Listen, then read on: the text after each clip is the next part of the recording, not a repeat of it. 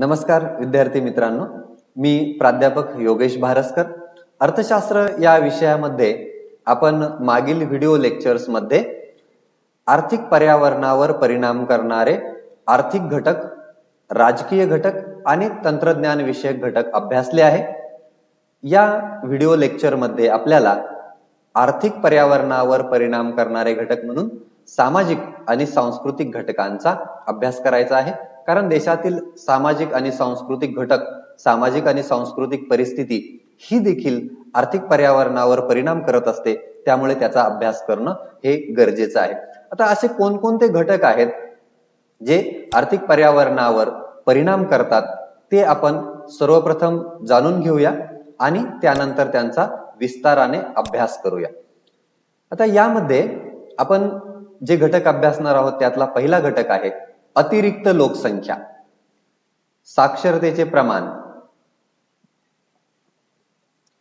स्त्रियांचा सामाजिक व आर्थिक दर्जा, सामाजिक संस्था व व्यवस्था, सामाजिक मूल्य आणि दृष्टिकोन, सामाजिक व आर्थिक वर्ग, अनुत्पादक खर्चाचे प्रमाण. या सर्व सामाजिक आणि सांस्कृतिक घटकांचा देशाच्या आर्थिक पर्यावरणावर कसा परिणाम होतो हे आपण पुढील स्लाइड्स मधून विस्ताराने समजून घेऊया. तर विद्यार्थी मित्रांनो, जे सामाजिक आणि सांस्कृतिक घटक असतात यामध्ये कुटुंब व्यवस्था, समाज व्यवस्था, सामाजिक मूल्ये, रूढी, परंपरा, चालीरीती, अंधश्रद्धा इत्यादी सामाजिक आणि सांस्कृतिक घटकांचा आर्थिक पर्यावरणावर परिणाम होत असतो. लोकांच्या आवडीनिवडी, सवयी, जीवनशैली यामध्ये बदल होत आहे सातत्याने, हे आपल्याला माहितीच आहे. याचा देखील आर्थिक पर्यावरणावर प्रभाव पडतो. म्हणजे मागच्या पिढीतील लोक आणि आमच्या पिढीतील लोक, आता तुमच्या पिढीतील लोक, अशा 3 पिढ्यांच्या लोकांच्या सवयी, आवडीनिवडी, जीवनशैली यामध्ये खूप प्रचंड बदल सातत्याने झालेले आपल्याला बघायला मिळत आहेत आणि यापुढे ते बदल होत राहणार आहे. याचा देखील आर्थिक पर्यावरणावर परिणाम होत असतो, प्रभाव पडत असतो. देशाच्या आर्थिक पर्यावरणात देशातील सामाजिक व सांस्कृतिक स्थिती देखील महत्वपूर्ण आणि प्रमुख भूमिका बजावते. आता हे जे काही सांस्कृतिक घटक आहेत, हे सांस्कृतिक घटक कोणते आहेत आणि त्याचा कसा परिणाम होतो ते आपण सविस्तर समजून घेऊया. पहिला घटक आहे अतिरिक्त लोकसंख्या. लोकसंख्येच्या दृष्टीने भारत हा जगात चीन नंतर दुसऱ्या क्रमांकावर आहे. हे मी नवीन तुम्हाला सांगण्याची गरज नाही, इयत्ता 11वी मध्ये तुम्ही हे अभ्यासलेलं आहे. एकूण जागतिक लोकसंख्येपैकी 17.7% लोकसंख्या भारतामध्ये आहे. म्हणजे जगाची जी एकूण लोकसंख्या आहे 700 कोटींच्या वर आहे, त्या 700 कोटी लोकसंख्येमध्ये 17.7% लोकसंख्या ही भारतात आहे. देशाची लोकसंख्या व आर्थिक पर्यावरण यांच्यात जवळचा व प्रत्यक्ष संबंध असतो. देशातील लोकसंख्येचा आकार आणि गुणवत्ता यांचा आर्थिक पर्यावरणावर परिणाम होत असतो. म्हणजे जर लोकसंख्या ही पुरेशी प्रमाणात उपलब्ध असेल, योग्य प्रमाणात देशाची लोकसंख्या असेल, तर औद्योगिक विकासासाठी स्वस्त व मुबलक प्रमाणात मनुष्यबळ किंवा श्रम उपलब्ध होतात. मात्र त्याचबरोबर जर लोकसंख्या अतिरिक्त असेल तर लोकसंख्येमुळे अनेक समस्या देखील निर्माण होतात. म्हणजे उत्पादनाचं जे कार्य आहे किंवा देशातील एकूण जी मागणी निर्माण होते ती सगळी लोकसंख्येमुळे निर्माण होते. त्यामुळे देशातील लोकसंख्या तर गरजेची आहेच, पण ती जर अतिरिक्त असेल, प्रचंड प्रमाणात असेल, तर मात्र देशाची लोकसंख्या ही देशासाठी समस्या निर्माण करते, अडचणी निर्माण करते. परिणामी देशाचे स्थूल दरडोई उत्पन्न विकसित देशांच्या तुलनेत फार कमी राहून राहणीमानाचा दर्जा घसरतो. आता दरडोई उत्पन्न म्हणजे काय ते पहिलं समजून घेऊया. देशाचे जे एकूण राष्ट्रीय उत्पन्न असते, म्हणजे एका वर्षाच्या कालावधीमध्ये देशात जेवढ्या काही वस्तू आणि सेवांचे उत्पादन होते त्या वस्तू व सेवांचे आपण चालू किमतीनुसार मूल्यांकन केले की आपल्याला राष्ट्रीय उत्पन्न मिळते. आणि या राष्ट्रीय उत्पन्नाला आपण देशाच्या लोकसंख्येने भागले की आपल्याला दरडोई उत्पन्न प्राप्त होते. आता जर देशाची लोकसंख्या जास्त असेल तर दरडोई उत्पन्न आपोआपच कमी येणार आहे, कारण आपण एकूण उत्पन्नाला लोकसंख्येने भागणार आहोत. आणि जर देशाची लोकसंख्या कमी असेल तर दरडोई उत्पन्न जास्त येणार आहे. म्हणून भारतासारख्या देशांची लोकसंख्या जेव्हा प्रचंड असते किंवा प्रचंड प्रमाणात वाढते, तेव्हा आपल्या देशाचं राष्ट्रीय उत्पन्न प्रचंड असूनही दरडोई उत्पन्न मात्र इतर विकसित देशांच्या तुलनेत अतिशय कमी आहे, अल्प आहे.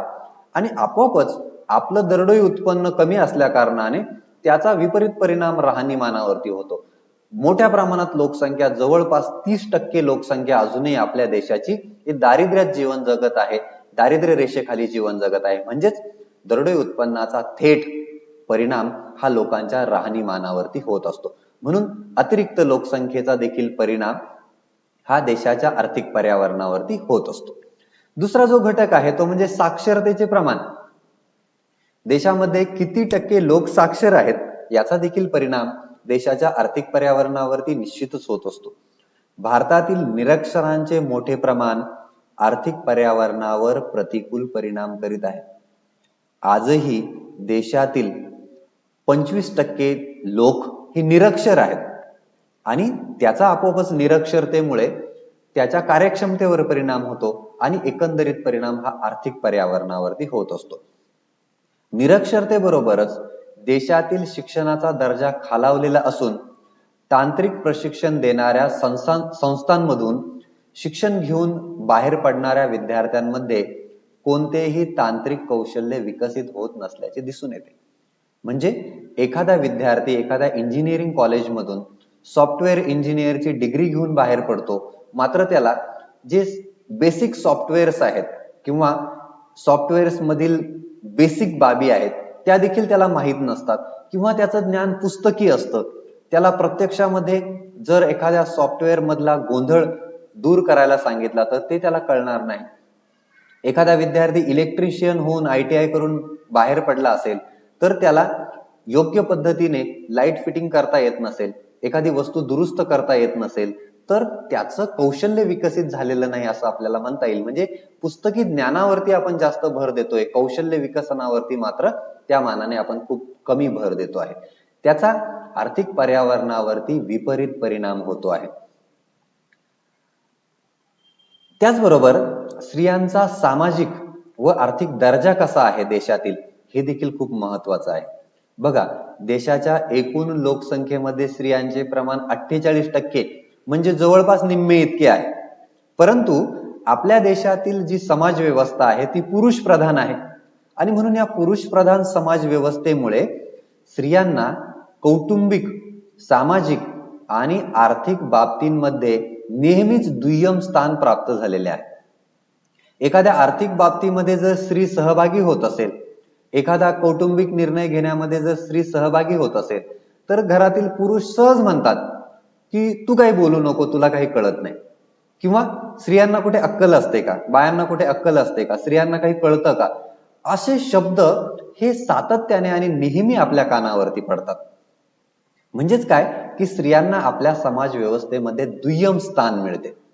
रूढी, परंपरा, धार्मिक व सामाजिक मूल्य, रूढीवादी विचार इत्यादींमुळे पुरुषांच्या तुलनेत स्त्रियांचे घटते प्रमाण, हुंडा पद्धती तसेच स्त्री शिक्षणाच्या बाबतीतली उदासीनता इत्यादींमुळे सुद्धा स्त्रियांची सामाजिक आणि आर्थिक स्थिती दयनीय आहे.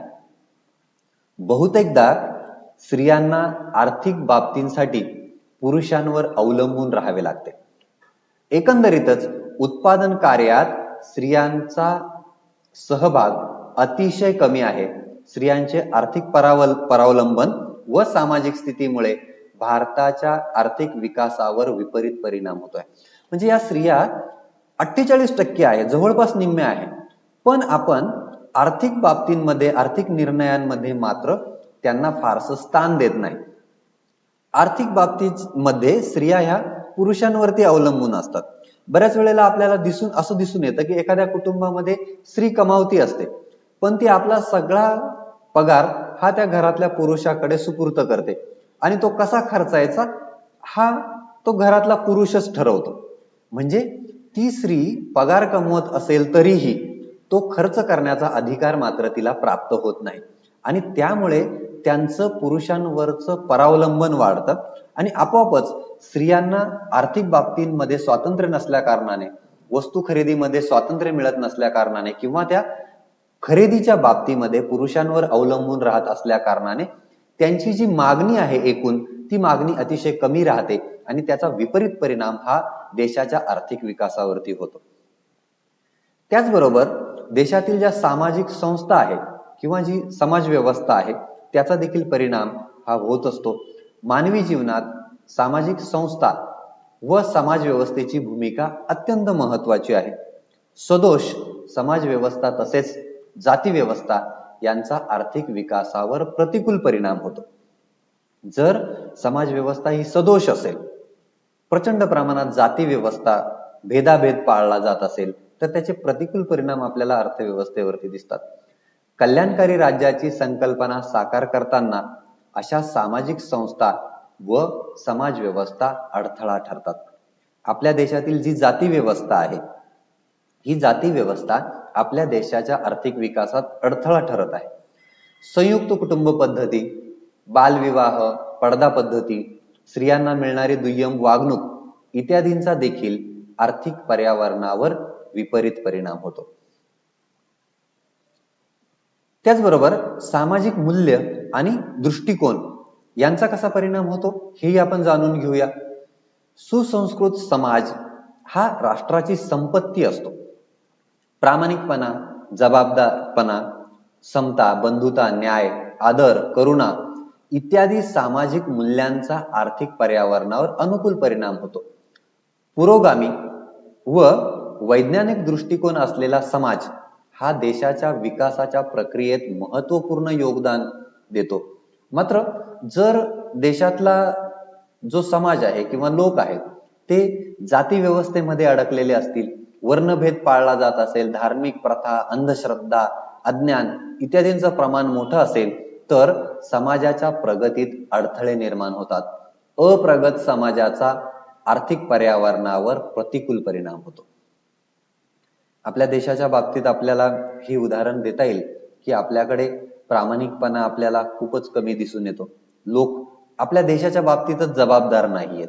आपण बसने प्रवास करतो आणि सहज बसचं शीट फाडण्यामध्ये आपल्याला खूप मजा वाटते, पण ती आपली मालमत्ता आहे हे आपण कधीच मानत नाही आणि एकंदरीतच बसची भाडेवाढ होते आणि बसची भाडेवाढ शेवटी पुन्हा आपल्यावरच येऊन थांबते. समता, बंधुता, न्याय, आदर, करुणा याबाबत आपण फारसं न बोललेलं बरं. खरं तर आपला देश हा जगामध्ये ही तत्व जगाला आपल्या देशाने दिलेली आहेत. समता, बंधुता, न्याय, आदर, करुणा ही आपली अगदी वर्षानुवर्ष युगेनुगे चालत आलेली ही तत्वे आहेत. मात्र अलीकडे आपल्याला या तत्वांचा सुद्धा काही प्रमाणात विसर पडलेला बघायला मिळतो आणि म्हणून जर पुरोगामी आणि विज्ञाननिष्ठ दृष्टिकोन असलेला समाज असेल तर त्याचा आर्थिक विकासावर अनुकूल परिणाम होतो, या उलट प्रतिकूल परिणाम आपल्याला बघायला मिळतो. त्याचबरोबर देशामध्ये किंवा समाजामध्ये जे सामाजिक आणि आर्थिक वर्ग प्रस्थापित झालेले असतात. आता हे वर्ग कोणते आहेत? देशामध्ये गरीब असतात, श्रीमंत असतात, शेतकरी वर्ग, जमीनदार वर्ग, कामगार वर्ग, भांडवलदार वर्ग, उच्च वर्ग आणि कनिष्ठ वर्ग असे विविध सामाजिक आणि आर्थिक वर्ग आपल्याला आपल्या देशामध्ये, आपल्या समाजामध्ये दिसून येतात. त्यांच्यातील जे हितसंबंध असतात ना ते परस्पर विरोधी असतात. म्हणजे कामगार आणि भांडवलदार म्हणजे कामगार आणि कारखान्याचा मालक यांचे हितसंबंध नेहमीच परस्पर विरोधी असणार आहे. म्हणजे कामगारांनी जर पगार वाढवून मागितला तर जास्त पगार कामगारांना दिल्यामुळे भांडवलदारांचा नफा कमी होतो. म्हणजे एक निर्णय, एकाचे हितसंबंध हे दुसऱ्याचे विरोध असतात. हे जे परस्पर विरोधी हितसंबंध असतात त्यामुळे वर्ग संघर्ष निर्माण होतो. कामगार आणि मालक यांच्यामध्ये संघर्ष निर्माण होतो. गरीब आणि श्रीमंतांमध्ये संघर्ष निर्माण होतो. उच्च आणि कनिष्ठ लोकांमध्ये संघर्ष निर्माण होतो. त्याचे आर्थिक विकासावर विपरीत परिणाम आपल्याला बघायला मिळतात. आर्थिक विकासाच्या प्रक्रियेत औद्योगिकरणात वाढ होऊन मध्यम उत्पन्न गटातील लोकांचे उत्पन्न वाढते. ते उपभोगासाठी मोठ्या प्रमाणात विविध वस्तू आणि सेवांची मागणी करतात.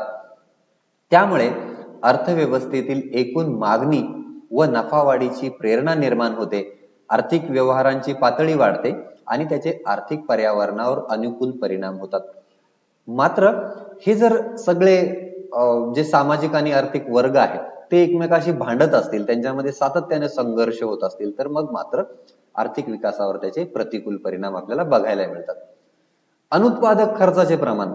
आता अनुत्पादक खर्च कशाला म्हणायचं ते पहिलं आपण समजून घेऊया, की ज्या खर्चापासून कोणतेही उत्पन्न निर्माण होत नाही त्या खर्चांना आपण अनुत्पादक खर्च म्हणतो.